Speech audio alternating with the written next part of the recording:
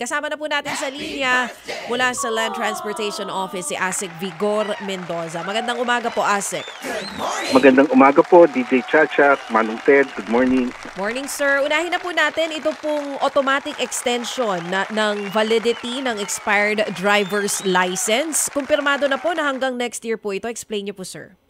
Opo, lahat po ng mga lisensya na nag-expire from April 3, 2023 onwards, automatic extension na po yan hanggang April 2, 2024 unless we issue a new memo na handa na po yung lisensyan po nila. So wala na pong kailangang gawin? Last time po kasi ang sinasabi. Wala na po.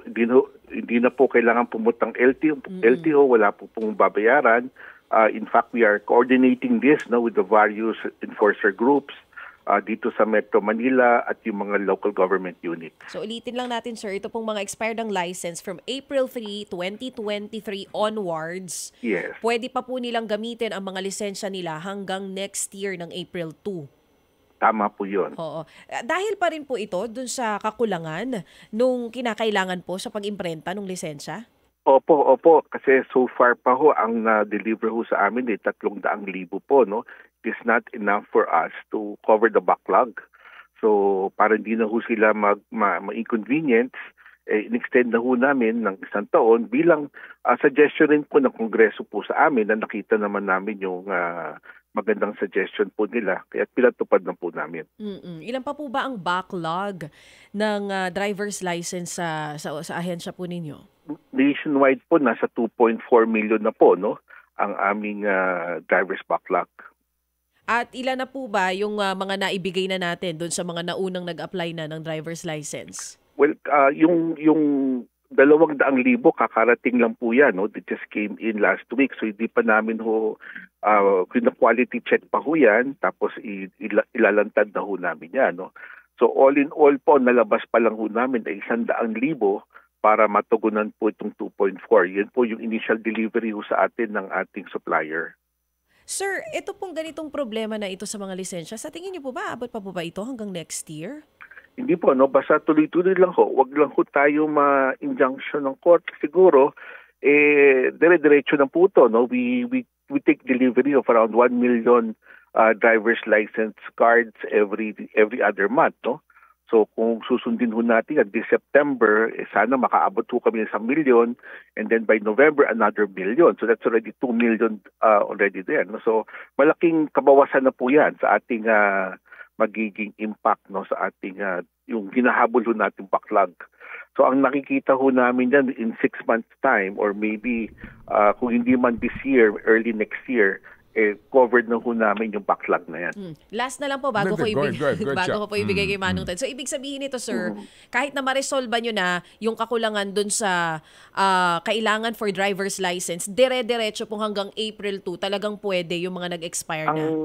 Ang iniisip po namin, if we have a substantial plastic cards with us, no, at pwede na namin unahin, mag-announce po kami. No? Hindi ho namin naman ibibigla lahat ng mga April 3 yung mga nag-expire. No?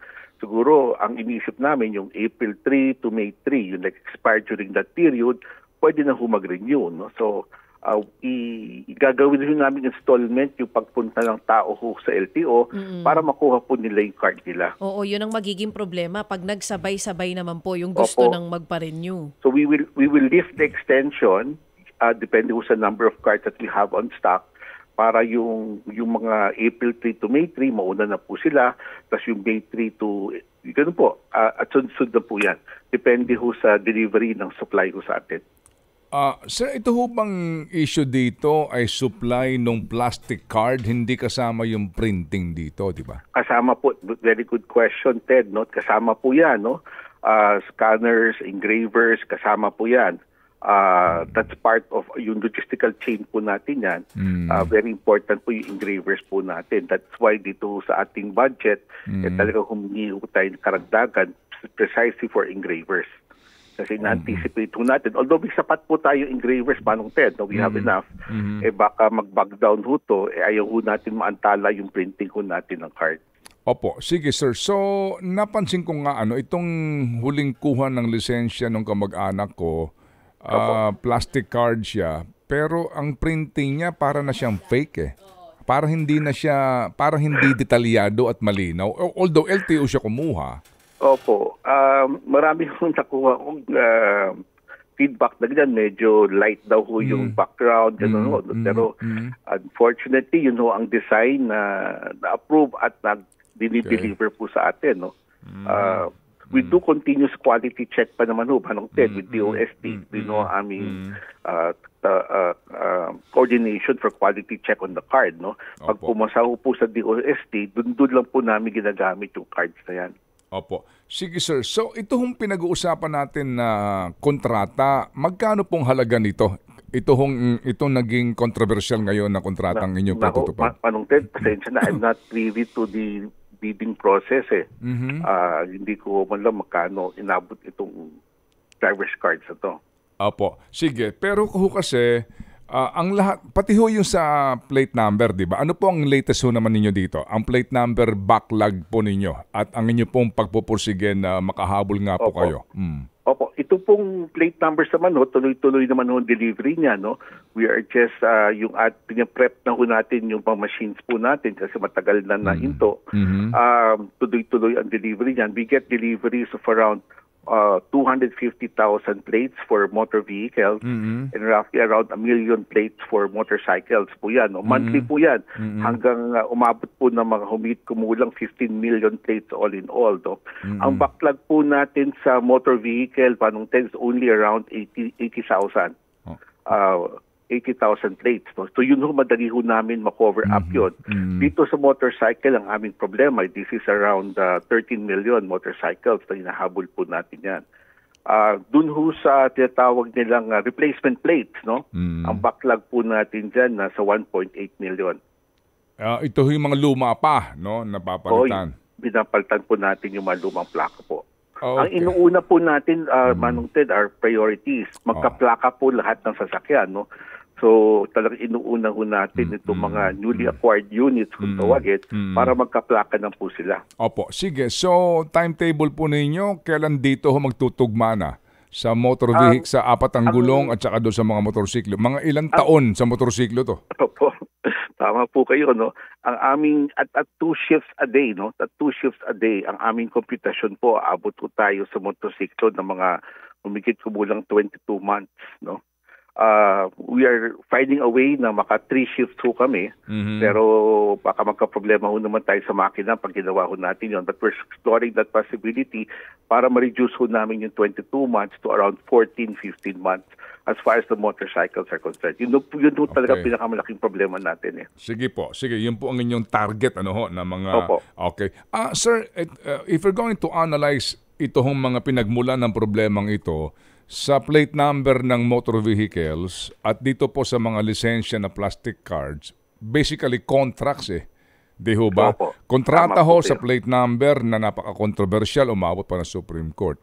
Kontrata din po dito, umabot pa ng hukuman, ito pong supplier po ng plastic cards. Kayo po, attorney, meron ba ho ditong solusyon na para hindi na tayo umabot sa ganyan? Kasi bawat bidder na talo, nagde-demanda ito ho nakaka-apekto ngayon sa serbisyo ng gobyerno na nakakasama din po ng loob sa mga mamamayan na nagbabayad naman po ng tama. Tama ka, Ted, no? I mean, ito lang hong plastic cards, no? Yung TRO na 20 days, no? Malaking bagay na ho sa amin yan.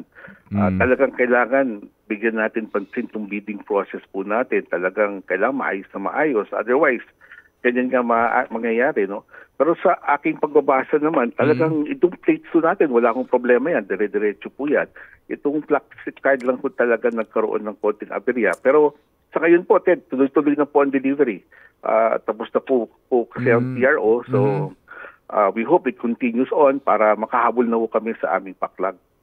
Hindi nga po. So, again, ang pinagmumulan talaga ho nito ay mga demandahan problema po. Meron ho bang kayo naiisip dyan bilang abogado? Ano ba remedyo dyan? Na para, kasi hindi supply sa mga suppliers. So, Opo. Di ho ba, sir, pati ho sa plate number, bagamat moving forward na ho kayo, pero mantakin niyo panahon ni Pangulong Digong, 6 years, yung pangako ni Tugad, hindi niya man natupad. Hindi ba na, 6 years, Hindi pa rin po naayos yung backlog sa mga plaka ng auto. Opo. Alam mo, that's a good thinking. At frankly, Manong Ted, wala pa ako dyan, no? But you're right, no? Kailangan namin maisip na yan kasi by end of the year, we will have to bid for the new supply for next year.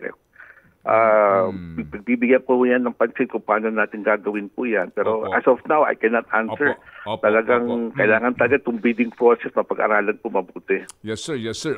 Otherwise, pare-pareho po itong walang katapusan itong problemang ito sa kawalan ng supply. Sige po, ito hong inyong sinasabi po, kaisipan na paano po ito dito po sa mga road rage ngayon na dumadalas at sa usapin po ng pagbibigay ng lisensya sa mga nagmamaneho, anong reforma ho ang sinasabi nyo dito, sir? Hindi, gusto ko lang makipag-ugnayan sa ibang ahensya ng gobyerno, gaya ng PNP, no? To understand, gaya ng pagbibigay ho ng lisensya sa firearm, no? Ano ba tinitingnan nila, no? Baka naman magamit din namin yung standards na ginagawa nila to a certain extent, magamit din ho natin sa lisensya, no? Na hindi naman magiging sagabal o magpapahirap sa ating mga motorista. We just have to address kasi marami nga, tama kayo, no? Itong mga road rage incidents, no? So amin lang ho, this is part of our due diligence. Baka meron kaming mas proactive way for purposes of driving, yung pagbibigay ng lisensya, no? Pinag-aaralan rin namin yung driving school, no? Idagdag sa curriculum nila itong issue ng road rage, no? Para maging mas conscious sa mga driver ho natin tungkol sa bagay na to. Alam ka naman, hingin niya po ng neuropsychiatric exam. Diba? Wag naman ho ganung ubakot. Di ba? Ang mga nag-a-apply ng lisensya. Sige. Attorney, ito hong kaso ni Willie Gonzales, 2 years suspension lang ang inyong ipinataw sa kanya, di ba? Opo. Ano po ang katalinuhan doon? Bakit 2 years? Bakit hindi 1 year? Bakit hindi 3 years? Bakit hindi ban? Opo, kasi meron ho tayo yung amendment ng Republic Act 4136 na nagsasabi na pag ang insidente ay involving death or injury of a person, ang maximum revocation is only 4 years. So sabi namin, total wala naman ditong death or injury, so we cannot impose 4 years, no, much less yung life ban, no, wala sa batas. So that's why we thought it 2 years kasi wala nga akong death and injury, but merong firearm involved, so may konting aggravating circumstance, kaya umabot po ng 2 taon. But yes, kaya yun yung isang pinag-aaralan namin, Manong Ted, no, yung panukalang batas tungkol sa mga ganitong insidente, no. We have to redefine the penalty. Kung pwede namin i-life revocation, basta nasa batas, gagawin na namin yan. Opo. Meron pa bang appeal ito, si Mr. Gonzales, o walang appeal meron ito? Po. Pwede ko niya appeal sa DOTR. Opo. Yung sa Valenzuela ho naman, kumusta po? Under investigation po, may hearing po sa Friday. May pangalan na ho kayo dito, di ba? So may show cause order na po yan, natanggap noong September 11. Opo, pangalan po dito ng driver? Meron na ho. Hindi ko lang matandaan kung yung pangalan ng involved. Opo. Sige po. So dito ho, most likely, pareho po ang kanyang kakaharapin. Ayoko pa unahin yung investigasyon, Manong Ted. Ang hirap na. Okay, opo. Sige po, kami po yung muling tatawag, ASEC, pag meron po kaming gustong klaruhin ng mga impormasyon. Anytime, Manong Ted, DJ Chacha. Opo, salamat na marami. Thank you, sir. Salamat po. Maraming po salamat sa inyo. Thank you, si ASEC Vigor Mendoza. And thank you, Ted Filon at DJ Chacha. Ngayon, nasa Radyo 5, 92.3 News FM. Monday to Friday, 6 to 10 a.m.